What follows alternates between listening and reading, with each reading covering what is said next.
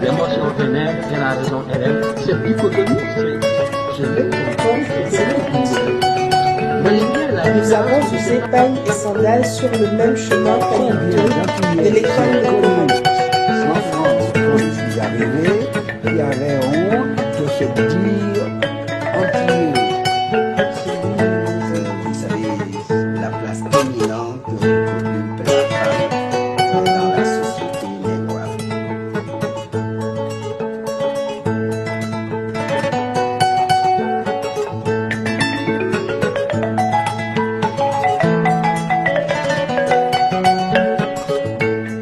Bonsoir, bienvenue dans votre grande émission Chant littéraire.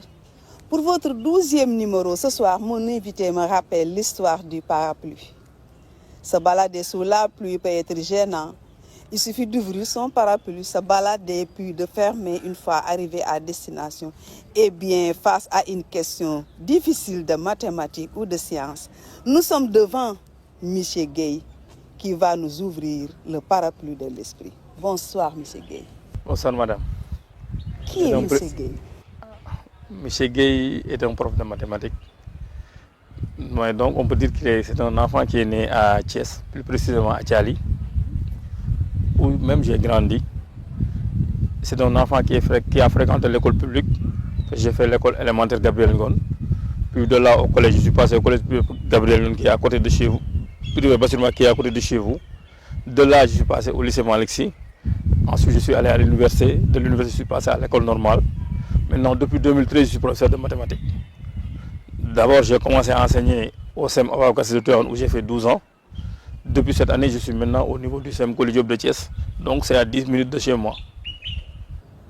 Est-ce qu'il y a des avantages à lier littérature et mathématiques?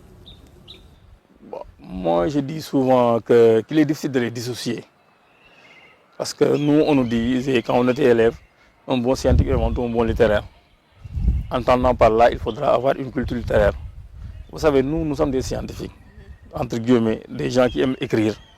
Si nous ne nous basons pas sur la littérature, si nous ne nous approfondirons pas sur la littérature, nous n'allons pas écrire. Ça, honnêtement. Donc, je dis que les deux sont liés. On ne peut pas les dissocier. Pensez-vous que vos ouvrages peuvent stimuler l'intérêt des élèves envers les maths au collège? En tout cas, c'est ça notre objectif. Hein. Vous savez, le livre, on l'a intitulé Collection Espoir. Maintenant, qui dit espoir, on sait ce que signifie l'espoir, ça signifie beaucoup de choses. Nous, ce qu'on veut, c'est que les élèves aient espoir sur les mathématiques. C'est l'espoir de voir les mathématiques rayonner. L'espoir de voir les élèves aimer les mathématiques. Vous savez, maintenant, dans toutes les matières que les élèves étudient en classe, c'est les mathématiques qui taxent de difficiles. Et nous nous sommes dit, pourquoi pas faire les choses autrement?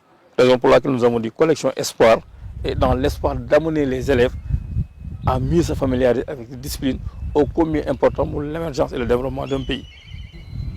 Monsieur Masek Gueye, quelle est l'importance des maths à l'école? C'est une question que j'aime répondre. Parce qu'en général, les élèves, je le dis souvent, les mathématiques, c'est les X et les Y. Loin de là. Les mathématiques, c'est la vie. Je l'ai dit quelque part. Vous savez, les maths, on l'utilise au quotidien. Par exemple, moi, on m'a dit que je dois faire une émission ici. Je dois calculer mon temps. Je sais que je dois quitter ma maison à telle heure.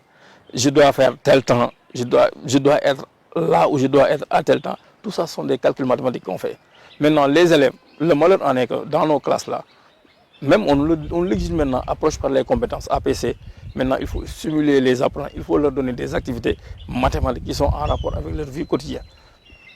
Mais si on le fait, par exemple, la fois passée, on faisait un cours sur la proportionnalité en classe de 5e. Vous savez, pour faire le cours, d'habitude, on donne des élèves des rapports. On a succédé des étagères, des escaliers, de telle sorte que l'élève, s'il calcule, il obtient ses rapports. Parfois même, on utilise des briques. On met des dispositions jusqu'à qu'il y ait la proportionnalité. L'élève, il calcule, il voit ça. Vous savez, dans nos vies là, il y a les mouleurs qui sont là. Et un exemple plus facile, un élève, on lui a dit que 2x plus 6 égale 0, x égale combien? L'élève ne parvenait pas à comprendre ça.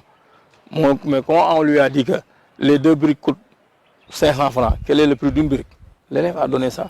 Monsieur Gueye, vous me faites penser à quelque chose que ma mère me disait, ma défunte mère. Elle me disait que nos enfants naissent avec le calcul, nos enfants naissent avec les mathématiques, mais en Wolof. Mais une fois à l'école, on les fait recommencer de... Donc ça veut dire que, est-ce que vous ne pensez pas que la langue nationale peut contribuer aux élèves à aimer les maths? Vous savez, on tend vers ça. Ceux qui sont dans l'élémentaire ne me diront pas le contraire. Moi, j'ai ma dame, que je salue de passage, qui est enseignante à l'élémentaire. Elle a une classe de CI. Actuellement, elle enseigne le Wolof là-bas. Actuellement, le Wolof est enseigné. Et je le dis même parfois dans la pratique de nos classes. Parfois, on enseigne une notion, ça peine à entrer. Parfois, on laisse le français, on explique ça en Wolof. Les élèves vont apprendre cela. Et vous savez, ça, c'est la pédagogie. Honnêtement, je le dis, tous les gens sont convaincus que si on parvenait à enseigner les choses dans la langue locale, ça allait être plus accessible aux élèves. Et ça, c'est démontré. En tout cas, moi, dans la pratique de ma classe, parfois, je le dis, j'explique les choses en Wolof et les élèves parviennent à comprendre. Ah. Et je le fais souvent. Hein. Ah, l'essentiel est que moi, j'ai un objectif à atteindre. Si je ne peux pas atteindre cet objectif en France, je le fais en Wolof. Ah, l'élève comprend. L'essentiel est que vous arrivez à vous faire comprendre. À installer une compétence. Très bien, c'est ça. Est-ce que cet ouvrage peut améliorer les lacunes de certains élèves? Oui, en tout cas, c'est le but souhaité. Nous l'espérons bien. Parce que dans la préface, mon grand ami et maître M. Djabel dit que la collection Espoir vient dans le but d'aider les élèves. Parce que vous savez, en mathématiques, il y a beaucoup de lacunes. Parce que ça, c'est un livre qui est destiné aux élèves de la classe de 3e. On a essayé de faire des rappels, on a essayé de prendre les choses depuis la 4e. Vous savez, c'est un cursus. Le cycle moins, c'est la 6e, 5e, 4e, 3e. C'est tout un ensemble et l'élève sera évalué en classe de 3e. Maintenant, à notre niveau, on a tout fait. C'est dans le cadre du programme de la classe de 3e. En tout cas, le livre peut bel et bien aider les élèves. Parce que le livre est conçu de telle sorte que l'élève, s'il est un tout petit peu attentif, il lit, il comprend. Parce qu'on est dans les classes, on sait ce qui se passe dans les classes, on sait comment les évaluations vont se faire. Raison pour laquelle on a écrit le livre, on l'a fait selon les APC. On appelle ça approche par les compétences. On met l'élève dans le centre des enseignements apprentissage. On conçoit les activités de sorte que l'élève comprend. Maintenant, parfois, vous comprendrez dans les exercices, quand vous lisez le livre, vous allez voir que parfois il y a des reformulations, il y a des questions qui sont reformulées. Tout ça, c'est pour que si l'élève se bloque dans cette question, il va se retrouver dans la question qui va suivre. Donc, s'il le suit, forcément, il va s'y retrouver. En tout cas, c'est un manuel qui a été rédigé pour les élèves et aussi pour les enseignants. En tout cas, les collègues qui l'ont consulté, et je le dis, qui a été rédigé. Pourquoi? Parce que ce n'est pas seulement l'œuvre de M. Gueye. Il y a M. Gueye qui est devant, il y a tout un groupe, toute une corporation qui est derrière. Parce que je dirais que j'ai été encadré et je salue de passer à tous ces doyens.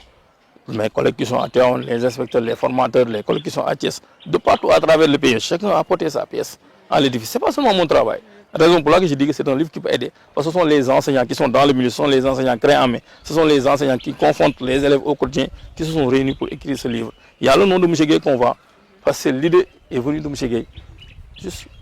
D'accord. D'habitude, pour réussir et progresser dans les séries scientifiques, les parents faisaient recours aux cours particuliers. Pensez-vous qu'un élève qui a votre livre n'a plus besoin de ces cours? En tout cas, on dit cours particulier. Moi, je dis parfois cours de soutien, cours de remédiation. Parce que parfois, il y a des élèves qui sont en difficulté d'apprentissage. Il faut le reconnaître. Parce que tous les élèves n'ont pas les mêmes niveaux de compréhension. Tous les enfants n'ont pas les mêmes niveaux d'intelligence. Par exemple, je peux vous dire un exemple. En classe, on peut expliquer une notion. Un élève comprend tout de suite. Un autre va comprendre demain. Un autre comprendra dans 5 ans. Ça, c'est vrai. On ne peut pas nier ça. Mais par exemple, avec ce livre, je le dis, si l'élève a le livre, j'ai dit que tout à l'heure, je vous ai dit que le livre est selon les APC. Maintenant, et j'ai dit centre parce qu'il y a le cours. Le cours est écrit comme le stipule le guide pédagogique. D'abord, il y a ce qu'on appelle la vérification du prérequis. Voir si, avant d'entamer la leçon, voir si l'élève a des connaissances qui lui permettent d'appréhender la notion du jour. Après ça, il y a l'activité qui permet d'entrer dans la notion à découvrir. On donne un exercice, on peut le faire par écrit, même on peut le faire oralement. L'essentiel, c'est de vérifier que l'élève va maîtriser ce que tu vas lui enseigner. Après cela, on dégage le théorème ou bien la propriété. Ensuite, il y a l'exercice d'application. L'application, on l'a fait pour vérifier si l'élève comprend réellement ce que tu viens de l'enseigner. Après ça, il y a les exercices. Maintenant, vous savez, dans nos exercices, on les a structurés en 3 types. Il y a exercice de type 1, exercice de type 2, exercice de type 3. Type 1, pour l'élève qui apprend ses leçons. L'élève apprend ses exercices de connaissance. Il apprend, il restitue. Type 2 sont des exercices d'application. En mode, je le dis souvent, il y a des propriétés et des théorèmes, des règles qui sont enseignées. On conçoit les exercices de telle sorte que l'élève, s'il apprend ses leçons, s'il est en classe, il le fait. Maintenant, il y a le dernier type qu'on appelle type 3 qui cause un tout petit peu problème. Ce sont des exercices d'intégration où c'est bien ancré à l'élémentaire. Il y a des exercices qui sont tirés des problèmes de la vie courante. On conçoit les exercices de sorte que l'élève, pour le faire, il réfléchit. Donc si je reviens type 1, type 2, type 3, l'élève, s'il a le livre, tout ça c'est déjà expliqué dans le livre. Il a le cours est conçu comme ça. Il apprend son cours, il fait l'exercice. D'ailleurs, même il y a des exercices qui sont courgés. Voilà. Pour chaque type d'exercice. J'allais vous poser cette question d'ailleurs. Voilà, pour chaque type d'exercice, on a corrigé des exercices. Comme ça, l'élève, s'il regarde cet exercice, s'il regarde le cheminement, le raisonnement, il va facilement se retrouver. Et de là, il va avancer. D'accord. Notre professeur de sciences physiques, Michel Diouf, que je salue au passage, nous disait souvent à l'école que pour bien assimiler une leçon, il faut faire beaucoup d'exercices. Qu'en pensez-vous? En tout cas, je lui donne raison. Et je vais citer aussi un de mes profs de maths, M. Dien, qui est actuellement au lycée d'excellence Cheikh Hamidou Kane. Il a les terminales là-bas, que je salue de passage, qui m'ont beaucoup marqué. Il me disait en terminale, maths, on n'est si jamais fort en maths, il faudra se familiariser avec les maths. Comment? En faisant les exercices. Il faut faire les exercices. Maintenant, la question que j'attendais, comment doit-on apprendre les mathématiques comme le texte de difficile? À cette question, je répondrai qu'en tout cas, les maths, pour les hommes, il y a des propriétés, des théorèmes. Il faut apprendre ces propriétés, des théorèmes et reprendre les exercices d'application du prof. C'est comme ça qu'on apprend les maths. Mais on ne peut pas prendre les mathématiques comme l'histoire et la géographie. Dire qu'on va tout mémoriser, on va tout restituer, ça semble être difficile. Mais les propriétés, les règles de calcul, les théorèmes, on les mémorise. Ensuite, on reprend les exercices d'application. Vous savez, le malheur de nos élèves, c'est qu'ils laissent le cours du prof. Ils vont voir un monsieur X ou un monsieur Y pour faire des exercices de renforcement. Vous savez, ces collègues-là qui font ça, ou bien ces gens qui font là, qui ne sont pas dans la corporation, moi je n'ai rien contre eux. Ils ont la connaissance. J'accepte ça. Mais parfois, est-ce qu'ils savent ce qu'ils doivent donner à ces enfants-là? Vous savez, ce n'est pas pour rien, on parle de classe de 6e, 5e, 4e et 3e. Pour chaque classe, il y a un certain type de connaissance à savoir. Il y a une limite. Parfois, on fait un cours en classe de 3e. On lui donne quelque chose comme sous forme de ax carré plus bx plus c. Par exemple, on donne 2x, x au carré plus 2x plus 1. On demande l'élève de factoriser ça. Parfois, à côté, il y a quelqu'un qui fait des cours particuliers. Lui, il a des élèves de seconde, des élèves. Il ne sait pas que l'élève est en classe de 3e. Il doit utiliser les égalités usuelles. A plus b le tout au carré pour calculer ça. Mais qu'est-ce qu'il fait? Il va utiliser le discriminant delta. Delta égale b au carré plus 4ac qu'on voit en classe de seconde. Alors ça, c'est hors programme. Ce n'est pas pour la classe de 3e. Des élèves vous reviennent en classe avec ça. Vous allez barrer ça. Parfois, l'élève est perdu. Donc, il va falloir réorienter les choses, rééquilibrer les choses, faire de telle sorte qu'un élève qui est en 6e, on l'évalue, on l'aide. Quelqu'un qui l'aide à la maison sait que l'élève est en 6e, il doit faire les choses qui sont en 6e. En 5e, il le fera. Vous savez, ces gens-là nous fatiguent, nous qui sommes en classe. Parfois, tu es en classe, tu construis, il déconstruit. Tu construis, il déconstruit. Et ça pose problème. Parfois, tu sais que ça, c'est un bon élève. Tu fais un devoir, tu lui donnes un ou bien un 2, tu passes. Pourquoi? Parce que toi, tu es en classe de 3e, tu l'évalues comme un élève qui est en classe de 3e. Il ne peut pas laisser ce qu'on enseigne en classe pour faire autre chose. Alors, à la fin de l'année scolaire, on va l'évaluer sur ça. Pour ces élèves qui visent l'excellence, votre livre est-il un miracle? Bon, je ne dirais pas miracle. Vous savez, un livre de maths, tout le monde peut écrire un livre. Hein. Maintenant, le livre, pour lequel il y a un processus. Il y a un endroit où le livre doit passer, il y a un cheminement où le livre doit passer. En tout cas, c'est un livre qui a été écrit, corrigé par les collègues qui enseignent les maths, corrigé par certains inspecteurs de spécialité mathématiques, corrigé par des formateurs. Maintenant, ces gens-là ont jugé que c'est un très bon livre. En tout cas, ce n'est pas moi qui parle, c'est eux qui parlent. Le livre, j'en dispose plus. Parce que tout a été vendu. J'en dispose plus. Les gens l'utilisent. Ici à Thiès, maintenant, les collègues l'utilisent. Vous allez à Ousmane comme les collègues en ont. Chez moi, à Koulidiop, les collègues en ont. Au collège Saint-Gabriel, au collège Saint-Ursule, dans d'autres écoles, les gens en ont. Même parfois, il y a des parents qui l'achètent pour leurs enfants. En tout cas, ce n'est pas mes propos. C'est les collègues qui ont dit que c'est un bon livre. Est-ce que votre livre est suffisant pour répondre à toutes les questions et préoccupations d'un élève? Vous savez, un élève, ça dépend de quel élève on parle. Vous savez, il y a des élèves qui sont en 3e, mais en réalité, ils ne devraient pas être en 3e, ils devraient être en 5e.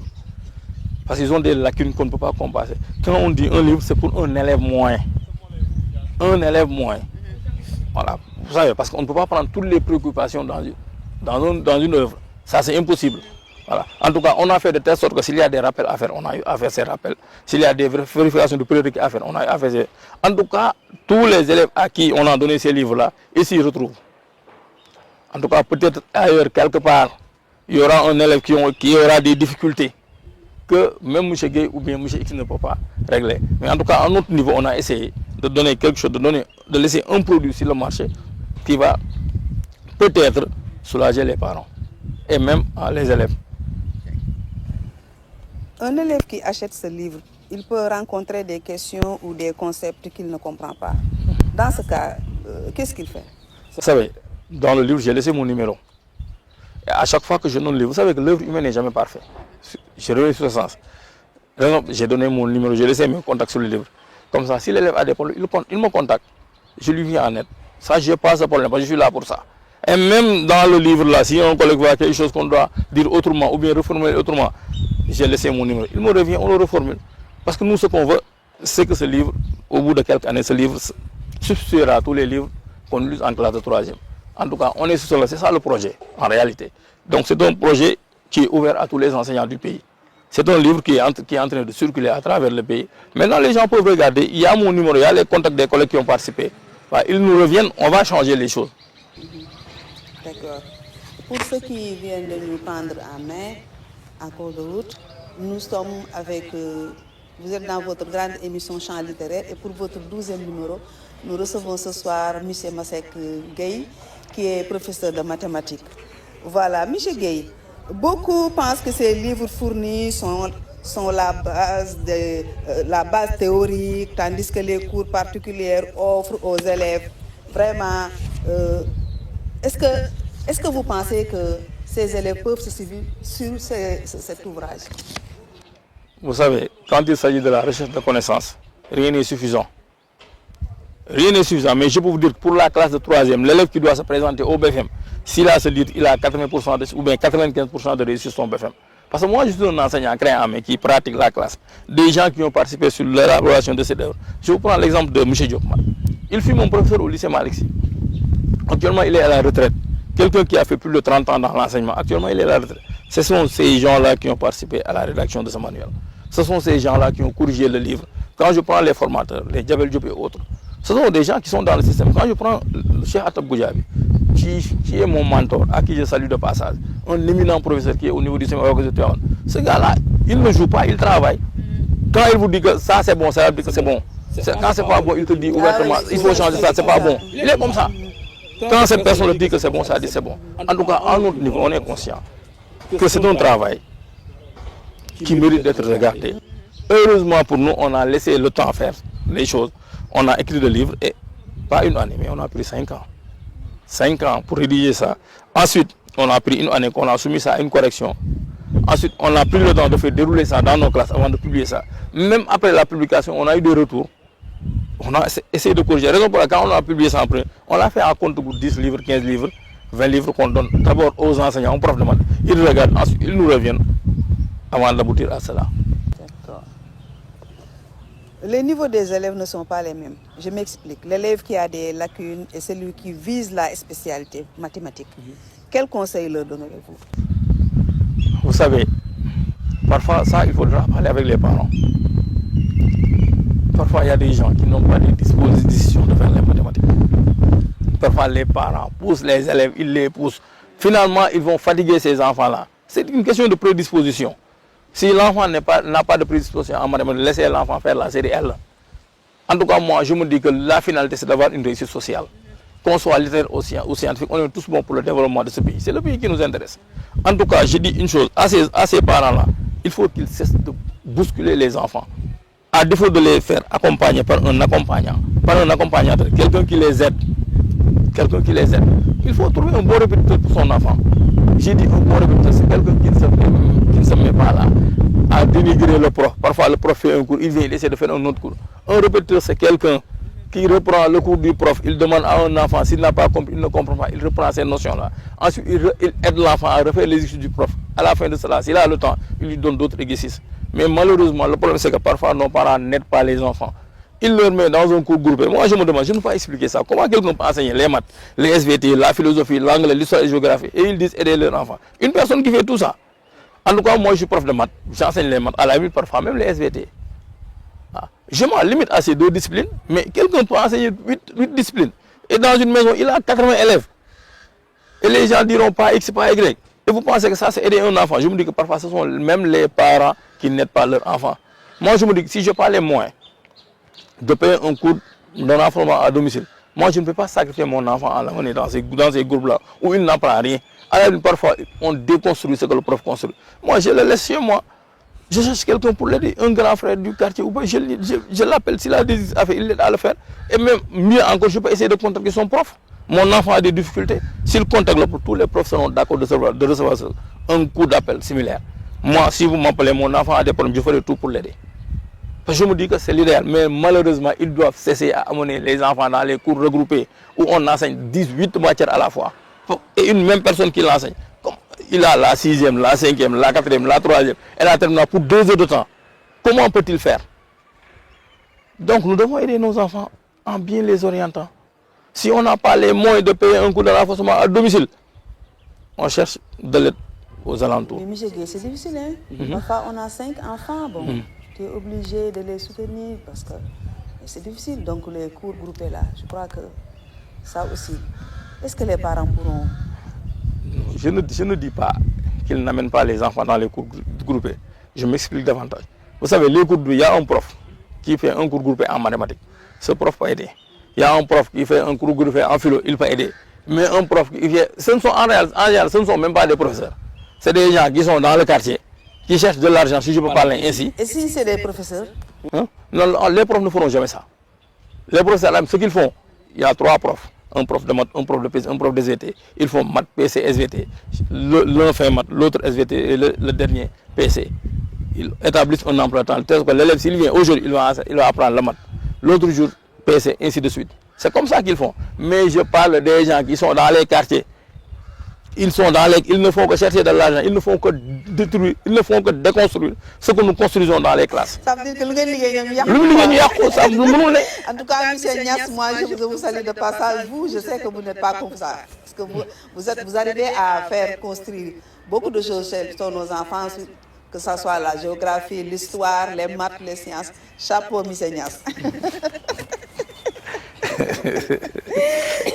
Il bénéfique à l'élève d'utiliser plusieurs livres pour obtenir différentes perspectives sur un sujet particulier.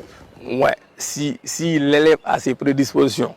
Vous savez, parfois, avec le cycle moyen, c'est un peu difficile. Vous savez, parfois même, raison pour laquelle je parlais de répétiteurs. Et je vous disais que parfois, il y a les répétiteurs qui déconstruisent. Et je vais en revenir, c'est juste une digression pour revenir à votre question. Et je vous disais que parfois, vous construisez, ils déconstruisent. Par exemple, ici à Thiès, on utilise les phares. C'est des progressions harmonisées. On me dit qu'en 3e, je dois commencer par la racine carrée, puis le théorème de Thalès. Le répétiteur qui est à la maison, il commence par le théorème de Thalès. Pire encore, il dit les choses comme il ne devrait pas faire. Il enseigne à l'enfant comment calculer, comment faire les choses. Mais malheureusement, parfois, il ne donne pas les bonnes formules. Parfois, il ne donne pas les bonnes explications. Vous qui êtes professeur en classe, vous venez. Vous expliquez, l'enfant vous dirait, mon répétiteur n'a pas dit cela. Il m'a dit ceci, cela. Mais quand vous vérifiez, ce qu'il dit en général, parfois c'est faux. Parfois, ils disent de bonnes choses. Parfois, il y a des répétiteurs qui font de très bon travail. Mais parfois, il y a d'autres, ils déconstruisent. Vous savez, un enfant qui peine à se situer entre 2 enseignements différents, comment peut-on suggérer à cet enfant d'utiliser 3 ou 4 livres? Certes, si c'est pour la documentation, on peut puiser 3, 4, jusqu'à 10 livres. L'essentiel, c'est d'avoir des compréhensions sur la notion. Mais malheureusement, ce qui est dangereux, c'est de laisser seulement le livre avec un enfant. Ou bien ils font pire, ils vont dans l'Internet. Maintenant, avec YouTube, chacun peut poster son vidéo, chacun peut faire son cours. Chacun peut faire son cours. Parfois, l'enfant ne sait pas se limiter. Ouais. Si vous lui donnez ces livres-là, il faudra être derrière et lui dire tu prends ça, ne prends pas ça, prends ça, ne laisse pas ça. Même dans l'Internet, il peut se former là-bas, mais vous lui dites tu prends ça, tu ne prends pas ça, tu te limites à ça, ça c'est pas bon à prendre. Donc il va falloir qu'il y ait un parent avisé ou bien un tuteur avisé qui peut l'accompagner. Mais il est toujours bon d'avoir beaucoup d'expérience. Parce que ça vous permet de comprendre davantage la chose. Bon, Existe-t-il une différence entre maths au collège et au lycée? C'est une question à 10 000 $, je dirais. Mais je dirais qu'il n'y a pas de différence. Parce que juste c'est le prolongement. Il n'y a pas 2 semaines, on faisait un atelier sur les difficultés rencontrées par les élèves de la seconde. Lorsque nous sommes arrivés au niveau de démonstration, il y avait M. Bodian qui pressait, que je salue de passage. Vraiment, j'avais beaucoup appris à ses côtés. Je salue aussi de passage M. Cham, le coordinateur de la cellule au niveau du bassin 8. En tout cas, on travaille sur les problèmes que rencontraient les élèves en classe de seconde S. Et nous sommes tous d'accord qu'il y a eu un problème. Savez-vous pourquoi? Parce qu'en classe de 3e, on n'initie pas bien l'enfant à la démonstration mathématique. Il vient en classe de seconde, on lui demande de démontrer que A plus B égale X par exemple. L'élève ne sait pas comment démontrer. Il y a un problème, d'où la nécessité de régler le problème de transition entre le moyen et le secondaire. Ça, c'est un problème récurrent qui revient. Ça, je vous l'approuve. Mais c'est un problème, il faut régler ça. En tout cas, à notre niveau, au niveau des mathématiques, on essaie avec la cellule, on essaie d'organiser des ateliers, d'organiser des séances de travail afin de résoudre ces problèmes. Mais vraiment, il y a des problèmes, surtout en mathématiques. D'accord. Bon. D'où l'on peut trouver cet ouvrage? Actuellement, ce livre, en tout cas, il y a l'éditeur, Ganal Afrique, et moi-même qui vendons ce livre. C'est à Dakar. Ouais, une maison d'édition qui fait beaucoup de choses pour les jeunes. En tout cas, il y a lieu de les remercier. En tout cas, moi, ils m'ont beaucoup soutenu et ils continuent de le faire. En tout cas, M. Guiraud, le directeur, on ne le remerciera jamais assez. C'est quelqu'un qui fait bien les choses. C'est quelqu'un qui aide beaucoup la jeunesse. En tout cas, chapeau à eux. D'accord. Je vous laisse conclure. En tout cas, je ne dirai rien d'intéressant. Ça, je commence par vous dire merci. Vraiment, merci beaucoup de m'avoir donné l'opportunité. En tout cas, je dis que c'était un moment magique. En tout cas, où j'ai beaucoup appris, de par vos questions, de par la manière de les dire. En tout cas, je ne saurais pas vous remettre la parole sans remercier d'abord ma femme, que j'ai laissée à la maison, mes amis, mes collègues profs, surtout mes camarades d'enfance, mes amis d'enfance. Ce sont des gens qui me poussent toujours à aller de l'avant, qui me poussent toujours à faire les bonnes choses. En tout cas, merci beaucoup. Vraiment, merci beaucoup. Merci beaucoup à vous aussi, chers internautes et téléspectateurs et téléspectatrices. En ce moment, nous venons de terminer notre 12e numéro avec M. Masek Gueye, qui est professeur de mathématiques. Je vous laisse. On se retrouve dans 2 semaines pour un autre numéro. En attendant, je vous laisse avec ce qui vous permet de vivre 1000 vies au lieu d'une, la littérature. Prenez soin de vous. L'émotion vénère et la raison élève, cette dichotomie, je l'ai Nous avons usé paille et sandales sur le même chemin qu'habituel de l'école économique. Sans France, quand je suis arrivé, il y avait honte de se dire entier. Vous savez, la place éminente